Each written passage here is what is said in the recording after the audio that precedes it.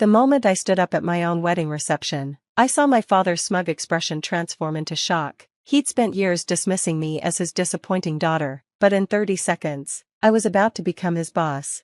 I always dreamed my wedding day would be perfect. Instead, it became the day I finally showed my family who I really was. But to understand what happened at that reception, you need to know how I got there.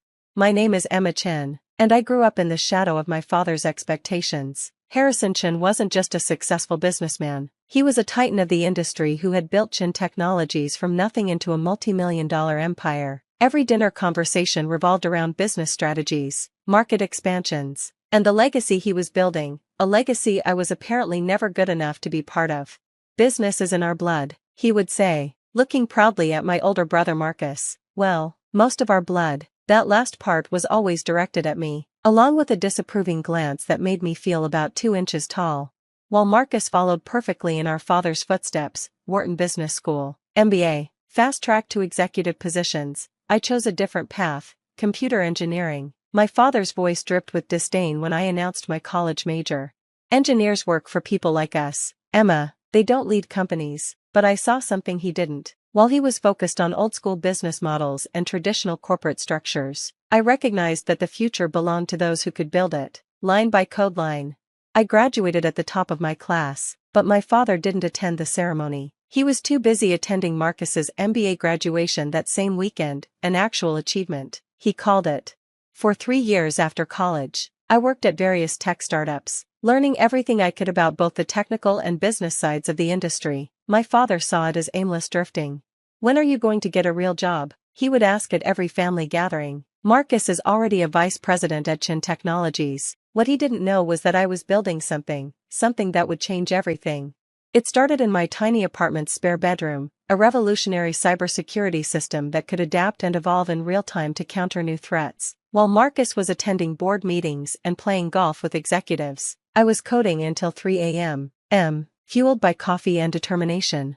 The first version of my security software caught the attention of a small venture capital firm. Their initial investment allowed me to hire 2 other engineers and rent a small office space. My mother, during one of her rare moments away from my father's influence, secretly helped me furnish it.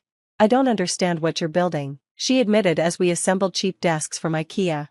"Yeah, but I've never seen you so passionate about anything." The next 2 years were a blur of coding, pitching to investors, and slowly building my company, Secure Core Technologies. We won our first major contract with a mid-sized bank, then another, then a government agency quietly reached out about using our software. I kept my success quiet at family dinners. I still played the role of the underachieving daughter. When my father bragged about Marcus's latest accomplishment, I would smile and push food around my plate. When relatives asked about my little computer job, I gave vague answers about doing okay. Then I met David. He was different from anyone I'd ever known, a brilliant architect who saw the world in terms of possibilities rather than limitations. He didn't care about my family's money or status. In fact, the first time we met, he had no idea who the Chens were. "You seem surprised," I said when he finally found out about my family. "I am," he admitted. "You're nothing like what I'd expect from a wealthy family's daughter. You're real." We fell in love over late-night conversations about design principles, technological innovation, and our dreams for the future. When he proposed a year later, I didn't hesitate to say yes. My father, of course, had opinions about that too.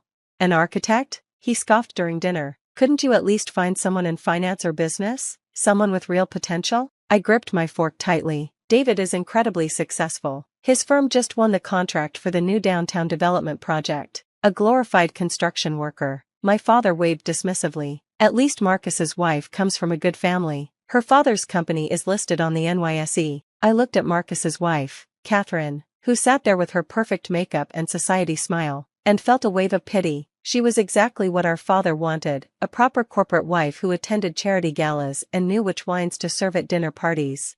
The wedding planning became a battlefield. My father insisted on turning it into a networking event, inviting business associates and potential clients. My mother tried to mediate but ultimately deferred to him, as she always did.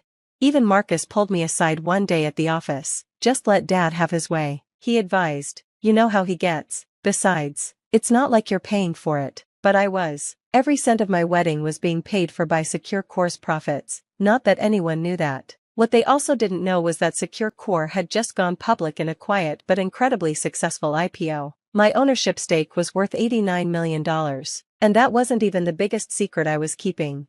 3 months before the wedding, I discovered something interesting during a routine security audit. Chin Technologies, my father's precious company, had serious vulnerabilities in their cybersecurity infrastructure, the kind of vulnerabilities that my software was designed to prevent.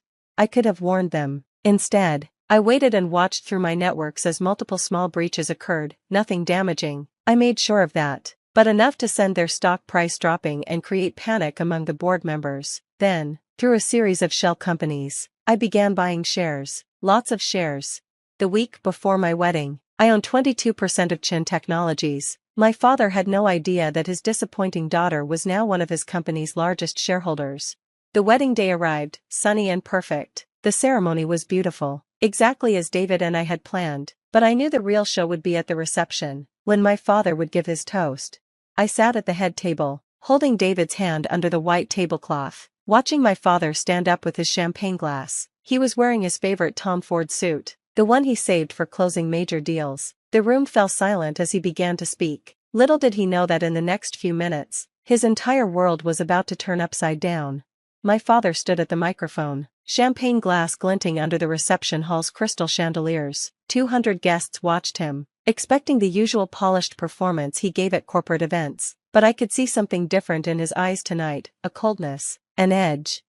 When Emma was born, he began, his voice carrying across the silent room. I had such high hopes. The Chin family has a legacy of excellence in business. My father built his first company from nothing. I transformed it into an empire. And my son, Marcus, he gestured to my brother, who sat smugly at his table, is carrying on that proud tradition. He paused, taking a sip of champagne. I felt David's hand tighten around mine.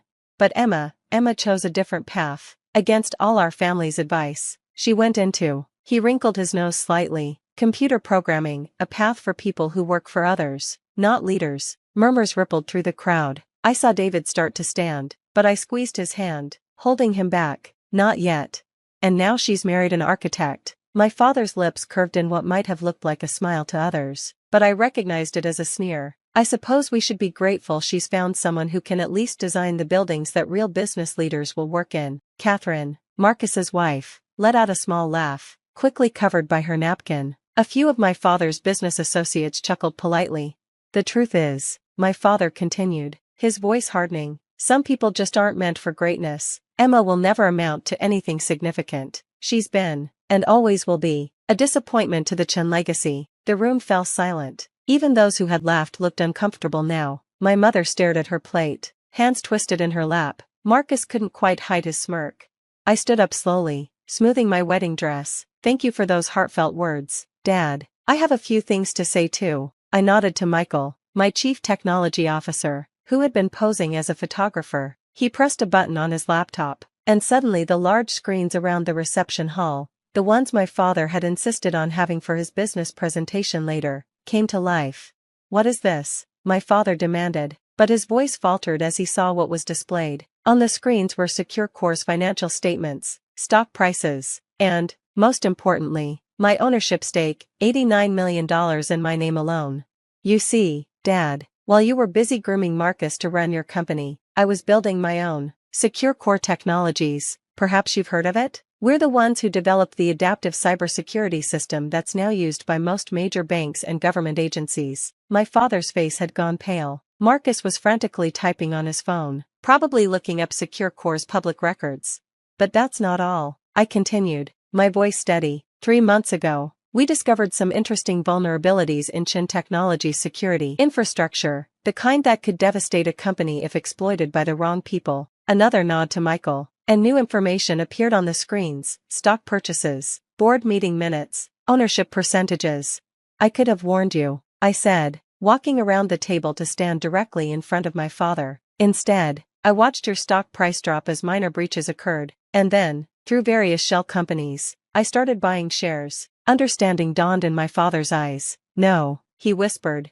Yes, I smiled. As of this morning, I own 22% of Chin Technologies, and tomorrow, when the market opens, I'll own even more, because tonight several board members will announce their retirement, board members who, coincidentally, have all agreed to sell their shares to me. Marcus stood up so quickly he knocked over his champagne. You can't do this, Dad. She can't do this. Actually, I can. And I have. I turned to address the shocked guests. Ladies and gentlemen, I'm pleased to announce that effective tomorrow, Secure Core Technologies will begin a merger with Chin Technologies. We'll be implementing our superior security systems, modernizing their outdated infrastructure, and bringing the company into the 21st century. My father finally found his voice. You planned this. You planned all of this. I learned from the best. Dad, isn't this what you always taught us? Identify weaknesses, seize opportunities, never show your hand until you're ready to win. The room erupted in chaos. Business reporters who had come to cover the society wedding of the year were suddenly scrambling to report on the biggest tech merger story instead. My father's face had turned an alarming shade of red, while Marcus looked like he might faint.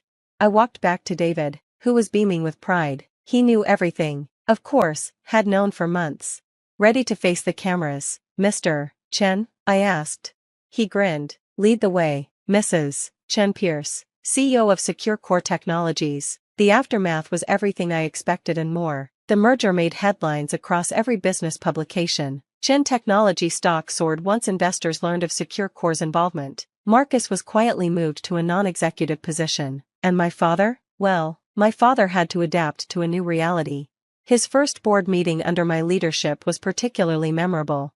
This is the security upgrade proposal, I said, sliding documents across the table to him. I'll need your signature by the end of the day. He stared at me for a long moment, then picked up his pen. You really did it, he said quietly. You built something remarkable. Yes, I replied. I did, without your help, without your approval, and without following your path. And that's what really bothers you, isn't it? He signed the papers without responding. As he stood to leave, he paused at the door. Your mother wants you to come to dinner on Sunday. I smiled. I'll be there. And Dad? This time, I'll give the toast. 1 year later, Chin Secure Core Technologies was valued at over $3 billion. My father still sits on the board, though now he listens more than he speaks. Marcus found his own path, starting a small consulting firm. Turns out he's better at advising businesses than running them. And my mother? She finally started speaking up at family dinners. David and I bought a penthouse overlooking the city, but we kept my old apartment where I built Secure Core's first prototype. Sometimes I go there to work late at night, remembering those early days when everyone thought I was wasting my time. The media loves to call it a revenge story, how the underestimated daughter took over her father's company, but it's really about something else. It's about building something on your own terms, about proving that success doesn't have to follow someone else's blueprint. Last week, my father actually asked for my advice about a new tech investment. You see things differently, he admitted. You see the future. I looked out at the city skyline from my office, the same office that used to be his. No, Dad, I said, I don't just see the future, I build it, and that's worth more than any inheritance he could have given.